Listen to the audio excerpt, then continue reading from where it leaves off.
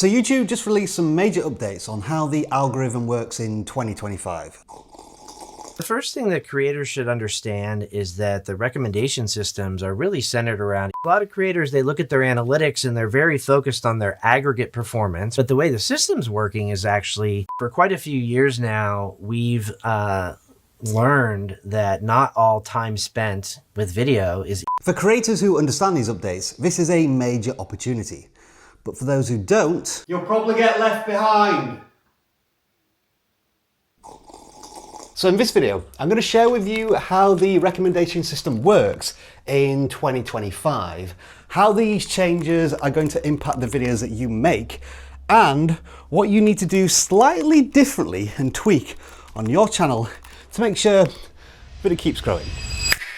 Now, there won't be any speculation, theory, rumour or innuendo in this video because it's going to be cold hard facts that come from the very people who maintain the YouTube algorithm, which they often like to refer to themselves as YouTube's recommendation systems. And the first update may completely change the way you think about how you make your videos forever. It's also quite important because the fundamentals of it go against a lot of what many creators believe to be true when it comes to getting views for their videos. You see, when it comes to how the algorithm works, one of the most common questions we get from creators is this. Oh, come on, this isn't fair. Why isn't the algorithm pushing my videos to more people?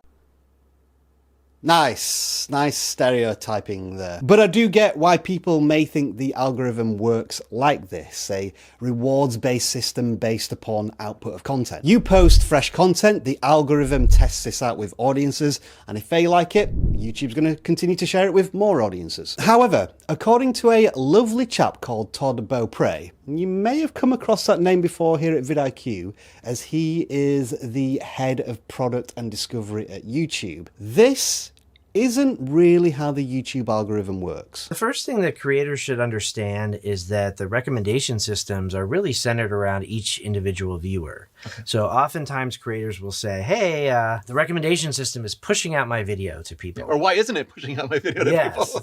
they may ask that. And the way it works is it isn't so much about pushing it out as much as it's pulling for each viewer. So when you open the homepage, YouTube is going to say, hey, Renee's here. We need to give Renee the best content that is going to make Renee happy today. It's very much centered around each individual person and ranking the videos for them, as opposed to looking at each individual video and trying to figure out who might like it. Try to think of it as automated word of mouth. The system learns what similar viewers enjoy and recommends based off of that. It is never trying to just randomly push content out to viewers. Instead, because this is viewer-centric, it is pulling in content that the specific viewer is likely to want to watch. Now, if you'll allow me to indulge myself for just one moment, imagine YouTube is like a fridge and I'm a consumer. I come to this fridge, but you know what? I'm not interested in this. I don't think I'm really interested in these either. And I'll tell you what I am definitely not interested in is any of this. But what I am really interested in are these. And over time, YouTube will know that when I come to this proverbial fridge, it's going to recommend more of this. It's actually not edible.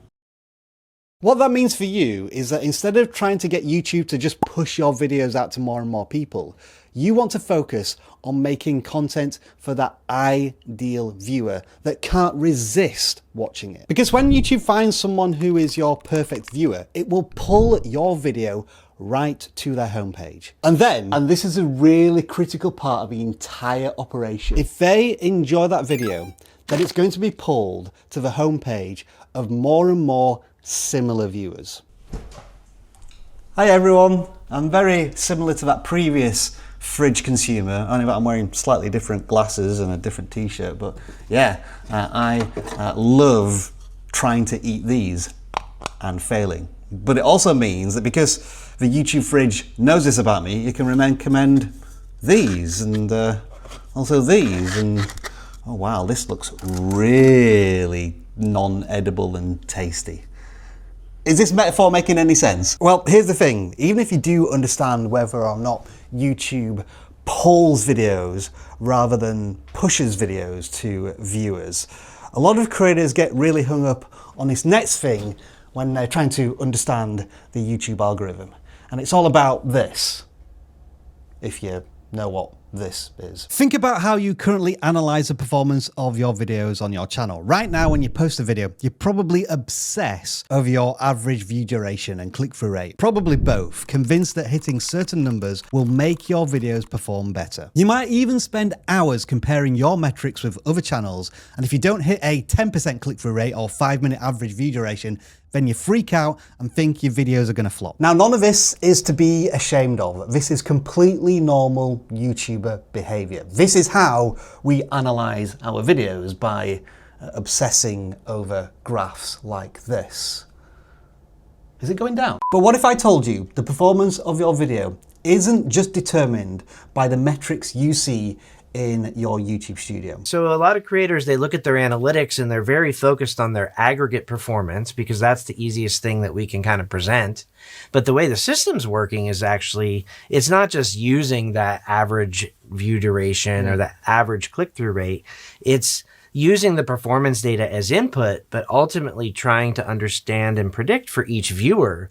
It's kind of similar to how recommendations work outside of recommendation systems. The system is able to understand what other viewers like you have watched, and then based on understanding what they enjoyed and what they didn't, it can help when it's time to give recommendations to you. So what Todd is saying here is that when you upload a video to YouTube, it isn't just looking at your overall metrics. It's also looking at how different groups of viewers respond to your content and which types of viewers love your videos. This means that for YouTube as a whole, there is no magic number to optimize for. Watch time matters more for TV viewing and podcasts, while likes are more important for music. The algorithm simply adapts to what it cares about based on what you're watching, where and when. This is why a video with, let's say, 3% click-through rate and bad retention might get thousands of views, while a video with over 7% click-through rate and bad retention metrics struggles to hit 500 views.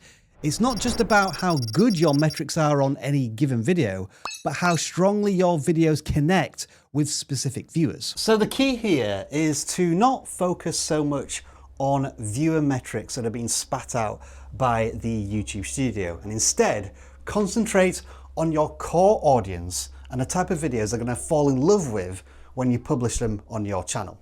That way, you've got a much better chance of having those, let's call them sweet viral moments. Now that can be a tricky concept to come to terms with, that the numbers YouTube are throwing at you aren't always that important. But when you start to understand what Todd is going to talk about next when it comes to the algorithm, particularly in terms of watch time, it may completely change the way you think about all of this. You see, there is a common belief on the YouTube platform that more watch time means better performance of videos. That if you can keep people watching for longer on your videos, it keeps people on the YouTube platform serving more ads, everybody wins, right? Seems logical, doesn't it? But there's actually a lot more to it than that. Take this video as an example. It has a watch time of nearly 8 minutes, which is well above the vidIQ channel average, but flatlining views. Whereas this video, with less than a third of the average view duration compared to the previous video, and a tiny click-through rate, has stormed through 4 million views. For quite a few years now, we've learned that not all time spent with video is equally valued by our viewers. We get feedback that viewers want some videos to be a lot more efficient in getting to the point and the value that they get from them. And so while we do look at how long people watch videos, it's only one of the factors that we consider when understanding the value people are getting. So is Todd saying here that the YouTube algorithm doesn't value watch time?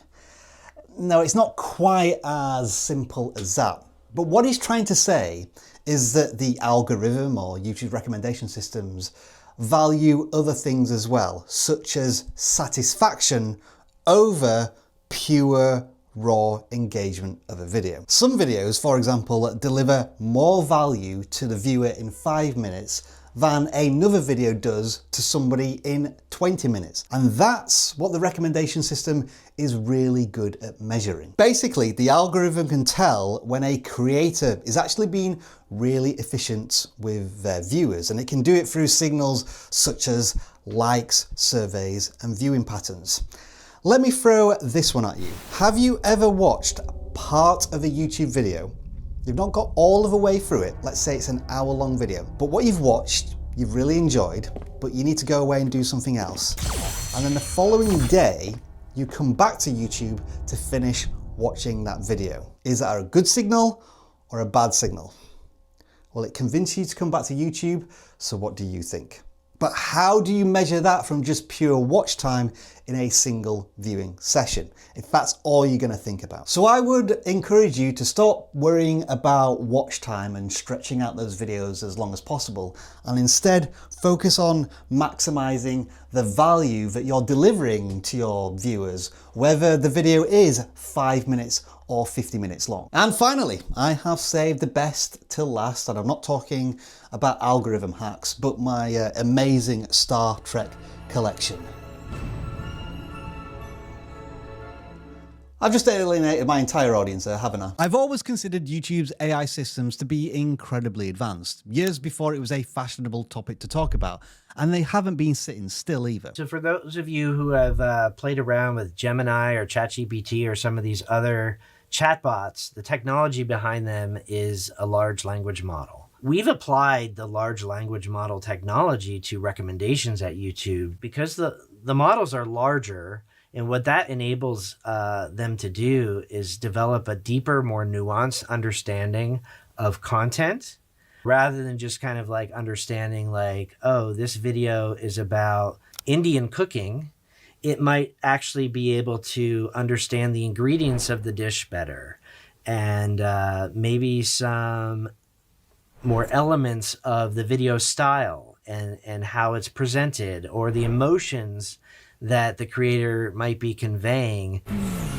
So what this basically means is that the YouTube AI can understand your video on 3 different levels. First, we have the topic level, and YouTube doesn't just look at your video as if it is a cooking video. It will take into account that it is a cooking video for beginners with an upbeat style of content for people who love spicy food. The YouTube AI can also analyze a video at a presentation level. For example, it will try and match up your style of delivery and emotion versus the viewer's expectations and their level of engagement. Finally, the video can be analyzed at a production level, so we're looking at the editing style and how you structure your video and how that will connect with potential viewers. This means that you need to start understanding what your target audience likes on these 3 different levels. And when you're able to do that, your videos have a better chance of being pulled to the audiences that you desire. However, this is all much easier said than done when you're missing one critical component. And that's when you don't know who your target audience is, the ideal viewer that we've mentioned a couple of times in this video. Knowing exactly who is watching your videos and why, their dreams, their goals, their fears, their pain points, their obstacles, it all feeds back into knowing exactly how to speak to that viewer so that you can maximize the value you're delivering to them. That's where viewer satisfaction reaches its peak, and it just so happens we made a video on this topic of how to create the ideal viewer, along with a free worksheet which is really valuable. So why don't you go and check out this video right now while I enjoy another swift drink. It's like ASMR this, isn't it?